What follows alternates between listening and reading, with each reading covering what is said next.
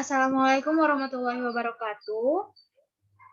Perkenalkan saya Dwi Evilasari dan rekan saya Kurniasari, Mawaldi Amos, serta Sakira Kodima Distanis. Di sini kami akan mempresentasikan review jurnal yang sebelumnya telah kami review dalam bentuk makalah. Untuk yang pertama, jurnal yang berjudul Pengembangan Sumber Daya Manusia dalam Meningkatkan Kinerja Karyawan kata PT Hasrat Abadi Manado yang diterbitkan oleh Lutfia Dipandang Andri pada tahun 2013. Untuk pendahuluannya, pelaksanakan pengembangan sumber daya manusia harus direncanakan dengan baik untuk mendapatkan hasil yang memuaskan dan sesuai dengan yang diharapkan. Untuk mengetahui apakah hasil yang didapatkan telah sesuai dengan tujuan, diperlukan evaluasi terhadap pelaksanaan pengembangan sumber daya manusia. Karena dengan adanya perencanaan yang matang, diharapkan pelaksanaan pengembangan sumber daya manusia dapat berjalan sesuai dengan tujuan yang hendak dicapai oleh perusahaan untuk dapat bersaing dengan industri sejenis lainnya. Perusahaan harus mempunyai keunggulan kompetitif yang sangat sulit ditiru, yang hanya akan diperoleh dari karyawan yang produktif, inovatif, kreatif, bersemangat, dan loyal. Untuk metodologi penelitian pada jurnal ini menggunakan metode analisis deskriptif dengan teknik pengumpulan data kuesioner dan analisis data. Untuk teknik analisisnya diambil dari analisis regresi linear. Hasil penelitian tersebut menunjukkan bahwa pengembangan sumber daya manusia berpengaruh positif dan signifikan terhadap peningkatan kinerja karyawan. Pengembangan sumber daya manusia yang dilakukan PT Hasrat Abadi Manado dalam rangka meningkatkan kinerja karyawannya adalah berupa pemberian jaminan seperti jam sostek untuk setiap karyawan, pemberian insentif per triwulan, melakukan penilaian setiap 6 bulan, adanya jenjang karir, dan reward untuk karyawan yang berprestasi. Kesimpulan yang didapatkan pada jurnal ini yaitu PT Hasrat Abadi Manado telah melakukan berbagai usaha dalam meningkatkan kinerja karyawannya berupa penilaian awal saat perekrutan, pemberian bonus-bonus bagi karyawan berprestasi, serta penilaian akhir untuk kenaikan jenjang karir bagi setiap karyawan yang memiliki peningkatan dalam kinerja. Pengembangan sumber daya manusia berpengaruh signifikan terhadap penilaian kinerja karyawan PT Hasrat Abadi Manado. Keterbatasan penelitian dan rekomendasi. Tidak ada keterbatasan dalam penelitian ini. Namun, penelitian mengharapkan PT Hasrat Abadi tetap mempertahankan metode perekrutan hingga penilaian akhir karyawan yang telah dilakukan selama ini, karena dari perekrutan awal karyawan yang terorganisir dengan baik, maka akan mendapatkan karyawan yang juga kompeten dalam bekerja.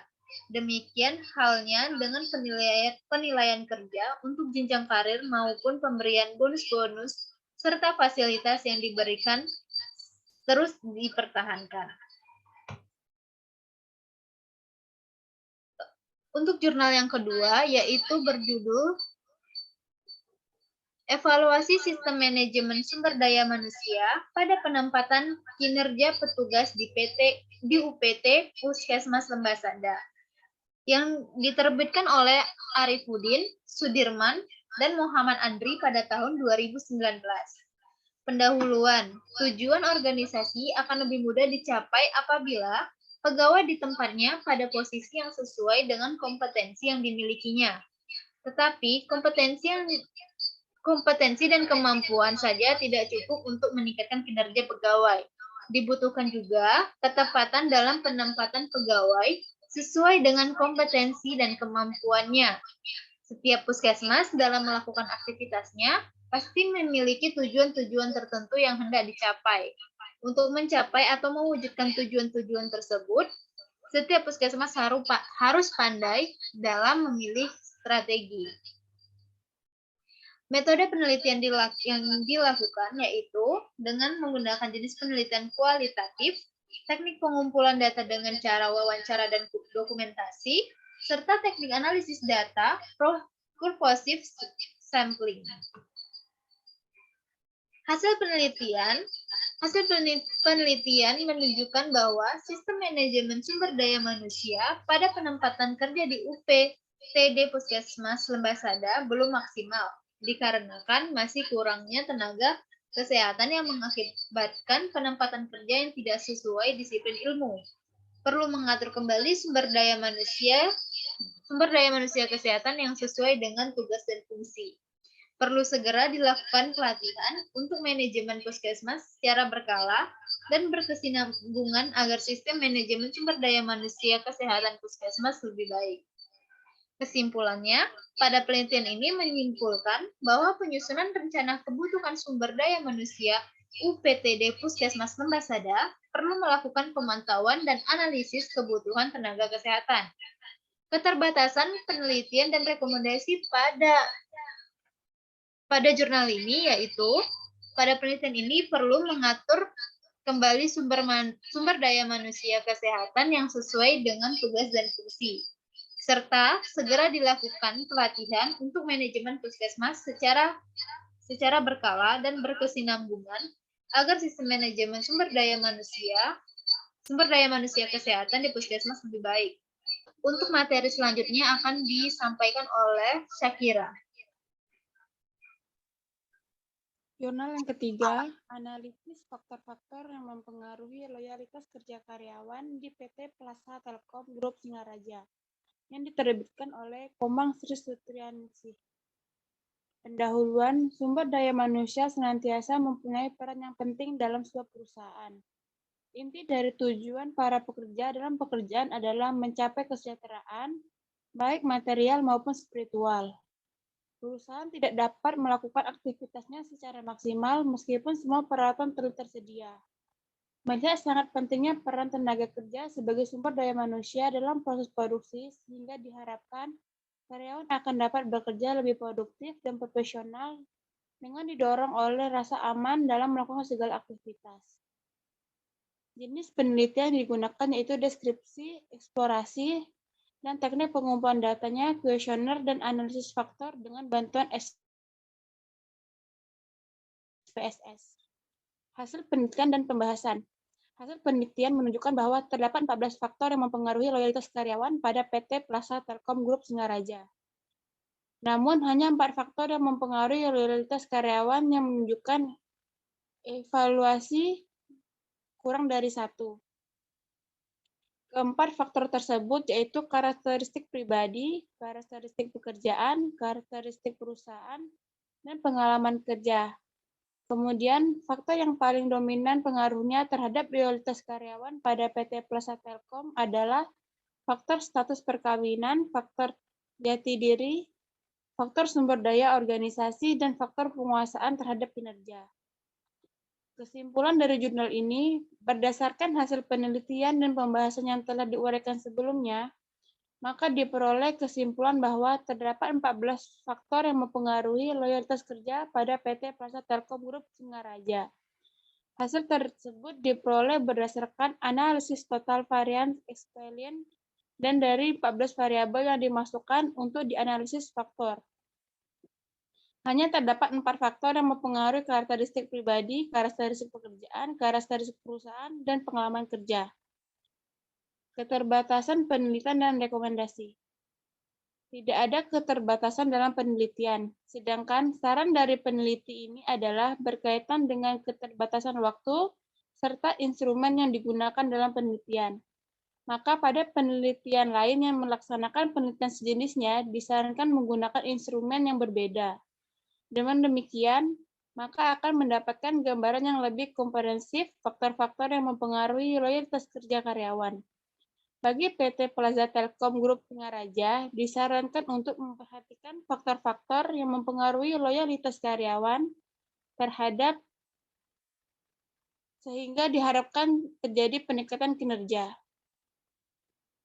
Keempat, kinerja sumber daya manusia melalui motivasi disiplin lingkungan kerja dan komitmen di Sekolah Tinggi Agama Islam Miftahul Falah yang diterbitkan oleh Agung Prihantono. Pendahuluan. Dengan terbatasnya sumber daya manusia, ada organisasi yang diharapkan dapat mengoptimalkan sehingga tercapai tujuan organisasi yang telah ditetapkan. Sumber daya manusia merupakan bagian dari dalam satu kemajuan ilmu, pembangunan, dan teknologi. Oleh karena itu, dalam era sekarang, ini di mana teknologi dan peradaban sangat maju. Menurut sumber daya manusia yang berkompeten, yang memiliki semangat dan kedisiplinan yang tinggi dalam menjalankan peran dan fungsi yang baik untuk individual maupun tujuan organisasional. Oleh karena itu, maju tidaknya suatu negara tergantung dari kemampuan sumber daya manusianya. Jenis penelitian yang digunakan pada jurnal ini yaitu penelitian kuantitatif, sedangkan teknik pengumpulan datanya kuesioner dan studi pustaka. Hasil penelitian, hasil oleh data dengan Smart PLS dari hasil tanggapan yang diberikan responden menunjukkan adanya pengaruh positif antara motivasi, sungguh-sungguh dalam menyelesaikan pekerjaan dan berani berkorban tanggung jawab dalam bekerja, serta sikap ulet, tabah, jujur, dan konsisten dalam bekerja. Terdapat komitmen, ini berarti bahwa semakin tinggi atau semakin kuatnya motivasi, maka komitmen sumber daya manusia juga semakin meningkat. Kesimpulannya, setelah dilakukan penelitian dengan menyebarkan kuesioner kepada seluruh guru MS dan Kajen Margoyos Pati sebagai responden, kemudian data yang diperoleh diolah menggunakan program Smart PLS untuk menguji hipotesis. Maka diperoleh hasil bahwa peningkatan kinerja sumber daya manusia dapat dipengaruhi oleh motivasi kerja, disiplin, pengaruh lingkungan kerja, pengaruh motivasi terhadap kinerja, pengaruh disiplin terhadap kinerja, pengaruh lingkungan kerja terhadap kinerja, dan adanya pengaruh komitmen. Selanjutnya akan dibahas oleh Kurnia. Selanjutnya, jurnal kelima yaitu The Effect of Training and Development on Employee Performance in Private Company Malaysia. Pendahuluan, pada penelitian ini ditujukan untuk menyelidiki pengaruh pelatihan dan pengembangan terhadap pekerjaan kinerja di perusahaan swasta Malaysia. Peran utama pelatihan dan pengembangan dalam efisiensi organisasi adalah untuk pengalaman pekerja di tempat kerja. Terhebat organisasi memperhatikan kebutuhan ini dan menginvestasikan kekuatan dan sumber lain dalam pelatihan dan pengembangan. Metode penelitian, yaitu jenis penelitian pada jurnal ini penelitian kuantitatif, jenis datanya data primer, teknik pengumpulan datanya kuesioner Likert. Sedangkan teknik analisisnya ada 3, yaitu analisis deskriptif, analisis korelasi, dan analisis regresi. Hasil penelitiannya, berdasarkan hasil analisis korelasi, menurut hasil analisis pelatihan kerja berkorelasi positif dengan tanggungan variabel kinerja karyawan dan hubungan antara variabel sedang dengan nilai 0,575. Pelatihan di tempat kerja signifikan dengan nilai 0,000 yang lebih rendah dari 0,01. Oleh karena itu, pada pelatihan kerja ditemukan memiliki signifikan positif hubungan dengan kinerja karyawan. Demikian juga, pelatihan di luar pekerjaan positif berkorelasi dengan variabel dependen kinerja karyawan dan hubungan antara variabel kuat dengan nilai 0,631. Oleh karena itu, off-the-job training terbukti memiliki hubungan signifikan positif dengan kinerja karyawan. Kesimpulannya, pelatihan dan pengembangan akan memberikan manfaat bagi karyawan seperti posisi dan kehidupan karir yang lebih baik, dan itu membuat efisiensi organisasi meningkat. Alih-alih tidak terampil karyawan, karyawan yang terampil akan memberikan kinerja yang lebih baik kepada karyawan. Kesimpulan yang bisa kita buat terhadap penjelasan di bawah ini adalah pelatihan dan pengembangan akan memberi manfaat bagi karyawan seperti posisi yang lebih baik dan kehidupan karir yang lebih baik, dan itu buat efisiensi organisasi meningkat. Alih-alih karyawan tidak terampil, karyawan terampil akan memberikan kinerja yang lebih baik kepada karyawan. Keterbatasan penelitian dan rekomendasi. Untuk rekomendasi penelitian ini, perusahaan perlu menerapkan progresif program dan kebijakan SDM untuk mencapai tujuan, membangun karyawan yang berkinerja tinggi di organisasi dan mengadopsi tempat kerja yang nyaman di mana karyawan harus bekerja dan perlu bekerja.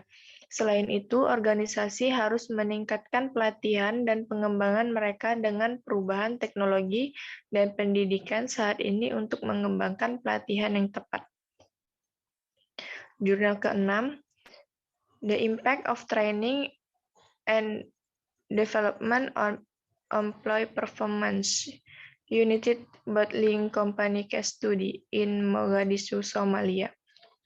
Pendahuluan, banyak organisasi bisnis di Somalia, terutama Mogadishu, menghadapi banyak masalah dari pelatihan dan pengembangan karyawan.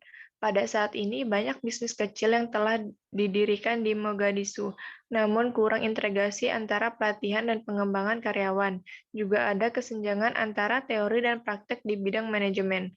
Oleh karena itu, manajer membutuhkan lebih banyak informasi tentang sistem dan faktor-faktor apa saja yang mempengaruhi hal ini.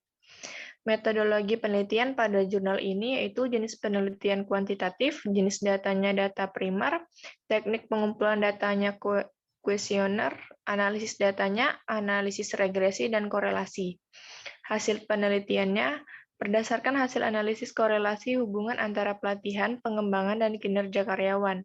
Adapun tujuan pertama untuk mengidentifikasi hubungan pelatihan terhadap kinerja karyawan, di mana hasilnya menunjukkan antara pelatihan dan kinerja karyawan memiliki hubungan positif. Tujuan kedua untuk mengidentifikasi hubungan antara pengembangan dan kinerja karyawan, di mana hasilnya menunjukkan antara pengembangan dan kinerja karyawan memiliki hubungan positif. Hasil analisis regresi menunjukkan bahwa pelatihan karyawan dan pengembangan memiliki hubungan positif dengan karyawan kinerja di perusahaan manufaktur di Mogadishu, Somalia. Kesimpulannya, hasil penelitian menunjukkan bahwa ada yang kuat hubungan yang optimis antara pelatihan dan pengembangan karyawan dan kinerjanya. Karyawan menemukan pelatihan dan pengembangan bermanfaat bagi mereka kinerja. Temuan membantu manajemen untuk berkonsentrasi pada training and development untuk meningkatkan diperlukan keterampilan karyawan yang penting untuk kinerja organisasi. Keterbatasan penelitian dan rekomendasi. Untuk rekomendasi penelitian ini menunjukkan bahwa terdapat yang kuat hubungan optimis antara pelatihan dan pengembangan karyawan dan kinerja karyawan.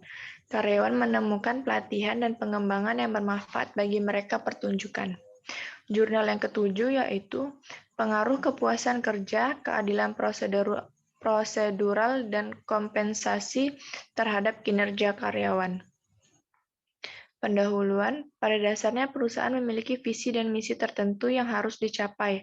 Salah satunya adalah untuk memperoleh profit atau profit oriented untuk dapat mencapai tujuan perusahaan tersebut, mendorong para manajemen perusahaan agar dapat memaksimalkan kinerja karyawan dalam mencapai tujuan perusahaan. Dalam hal ini, kinerja adalah melakukan suatu kegiatan dan menyempurnakannya sesuai dengan tanggung jawabnya dengan hasil seperti yang diharapkan. Metodologi penelitian pada jurnal ini yaitu metode deskriptif verifikasi, sedangkan jenis pengumpulan datanya kuesioner. Hasil penelitian dan pembahasannya, uji reliabilitas dilakukan untuk menunjukkan sejauh mana suatu alat ukur dapat dipercaya atau diandalkan. Uji reliabilitas instrumen yang dilakukan dengan Cronbach's alpha dan perhitungannya dengan menggunakan SPSS21. Instrumen reliable adalah instrumen yang digunakan beberapa kali untuk mengukur objek yang sama, akan menghasilkan data yang sama. Instrumen dikatakan reliable apabila nilai Cronbach's alpha lebih dari 0,60. Berdasarkan hasil perhitungan SPSS diperoleh bahwa maka keempat variabel yaitu kepuasan kerja, keadilan prosedural, kompensasi, dan kinerja karyawan memiliki Cronbach alpha nilai kritis, artinya semua pernyataan dari Keempat variabel tersebut reliable. Kesimpulannya, berdasarkan dari penelitian ini yang berpengaruh terhadap kinerja karyawan pada industri rotan sekecamatan Leuwimunding adalah kepuasan pekerja, keadilan prosedural, dan kompensasi. Dari semua pengaruh tersebut, perusahaan harus lebih lagi berlaku adil dan memberi kenyamanan kerja terhadap karyawan agar dapat bekerja dengan semangat. Selanjutnya akan dibacakan oleh Mawaldi Amos. Selanjutnya, jurnal ke-8, pengaruh pelatihan dan pengembangan terhadap disiplin kerja dan kinerja karyawan. Pendahuluannya, pencapaian tujuan organisasi tergantung pada kinerja karyawannya. Jika sebuah perusahaan menginginkan keunggulan bersaing melalui sumber daya manusia atau SDM, maka harus membuat konsep pelatihan dan pengembangan SDM secara kontinu.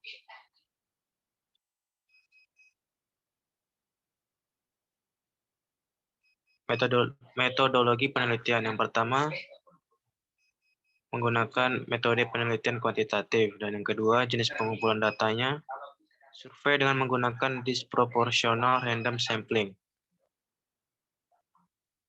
Hasil penelitian berdasarkan hasil analisis korelasi, menurut hasil analisis pelatihan kerja berkorelasi positif dengan tanggungan variabel kinerja karyawan dan hubungan antar variabel sedang dengan nilai 0,575. Pelatihan di tempat kerja signifikan dengan nilai 0,000 yang lebih rendah dari 0,01. Oleh karena itu, pada pelatihan kerja ditemukan memiliki signifikan positif hubungan dengan kinerja karyawan. Demikian juga, pelatihan di luar pekerjaan positif berkorelasi dengan variabel dependen kinerja karyawan dan hubungan antara variabel kuat dengan nilai 0,631. Oleh karena itu, off-the-job training terbukti memiliki hubungan signifikan positif dengan kinerja karyawan.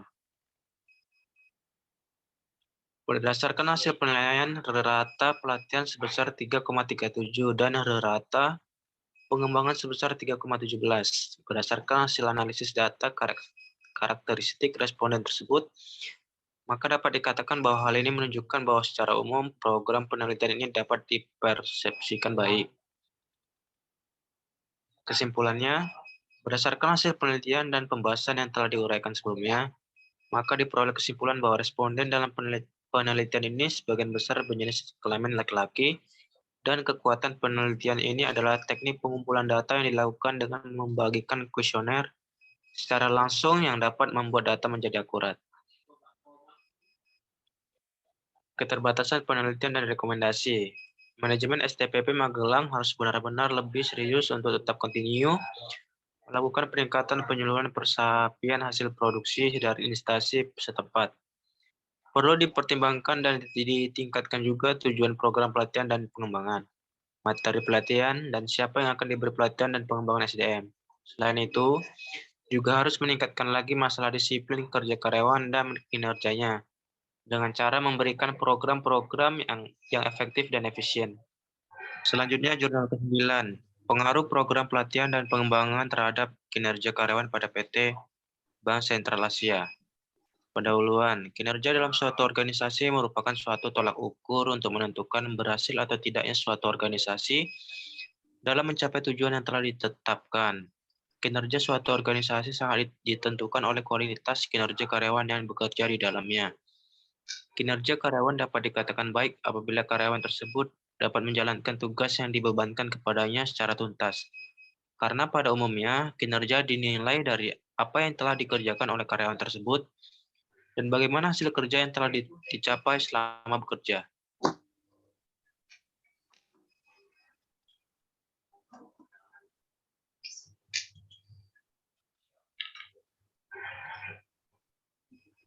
Metodologi penelitian. Yang pertama, menggunakan metode penelitian kuantitatif.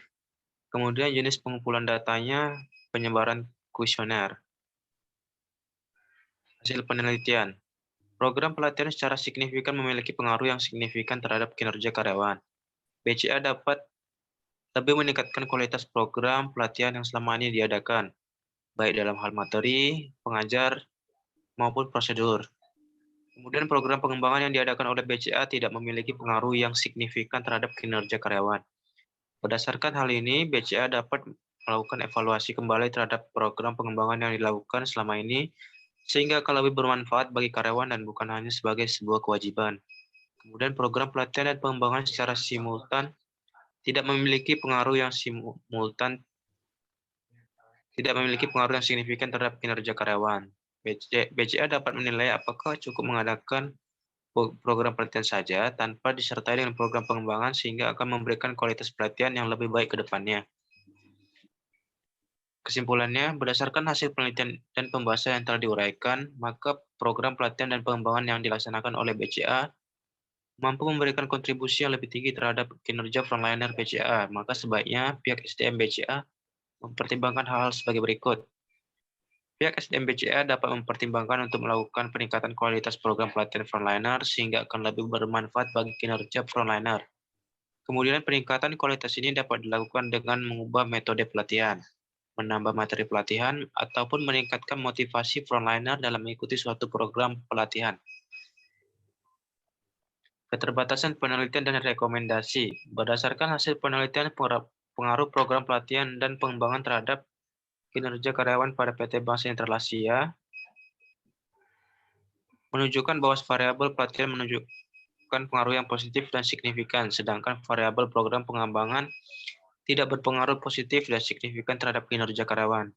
Sehingga berdasarkan hal tersebut, maka hasil penelitian ini hanya berlaku pada BCA, KCU Banjarmasin, sehingga tidak bisa mewakili frontliner bakti KCA, KCU Banjarmasin. Kemudian jurnal yang ke-10, Employee Performance PT Millennium Pharmacon International. Pendahuluan, PT Millennium Pharmacon International bergerak di bidang distribusi obat-obatan serta alat kesehatan. Dalam pelaksanaan kegiatannya, PT MPI sebagai distributor memiliki gudang sehingga dapat menampung stok obat dan alat kesehatan dari beberapa prinsipal yang bekerja sama seperti PT Laboratoris, PT Wali PH, PT Simex, PT Dipa Pharma, dan sebagainya. Metode penelitian yang pertama, jenis penelitiannya kualitatif, teknik pengumpulan datanya kuesioner, dan jenis datanya primer. Hasil penelitian. Hasil penelitian ini kualitas sumber daya manusia yang memiliki pengaruh positif tetapi tidak signifikan terhadap kinerja karyawan PT Millennium Pharmacon International. SIMPI berpengaruh positif dan signifikan terhadap kinerja karyawan PT Millennium Pharmacon International, dan kualitas SDM dan SIMPI secara simultan berpengaruh positif dan signifikan terhadap kinerja dari karyawan PT Millennium Pharmacon International. Kesimpulan, kualitas sumber daya manusia berpengaruh positif namun tidak signifikan terhadap kinerja karyawan PT Millennium Pharmacon International, cabang Surabaya. Penerapan SIMPI berpengaruh positif dan signifikan terhadap kinerja karyawan PT Millennium Pharmacon International, cabang Surabaya, dan kualitas SDM serta aplikasi SIMPI secara simultan berpengaruh positif dan signifikan terhadap kinerja karyawan PT Millennium Pharmacon International. Kemudian keterbatasan penelitian dan rekomendasi. Pengumpulan data penelitian hanya dilakukan di PT Millennium Pharmacon International, cabang Surabaya. Penelitian lebih lanjut dapat diperluas sehingga diperoleh hasil yang lebih baik. Diharapkan perusahaan memahami kompetensi yang harus dimiliki pegawai melalui peningkatan dan pengembangan sumber daya manusia. Aplikasi SIMPI sangat membantu dan mempengaruhi kinerja pegawai dalam melaksanakan tugas pekerjaan secara efektif dan efisien. Oleh karena itu, perusahaan diharapkan memberikan waktu dan kesempatan untuk meningkatkan pengetahuan dan keterampilan dalam penggunaan sistem informasi. Diharapkan perusahaan juga memikirkan faktor-faktor lain yang mendukung kinerja seperti kompensasi, kenyamanan, dan peningkatan karir bagi karyawan.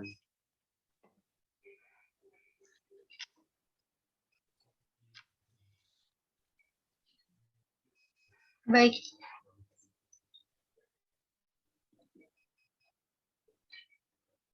Baiklah, sekian presentasi dari kelompok kami. Terlebih dan kurangnya saya mohon maaf. Wabillahi taufiq wal hidayah. Wassalamualaikum warahmatullahi wabarakatuh.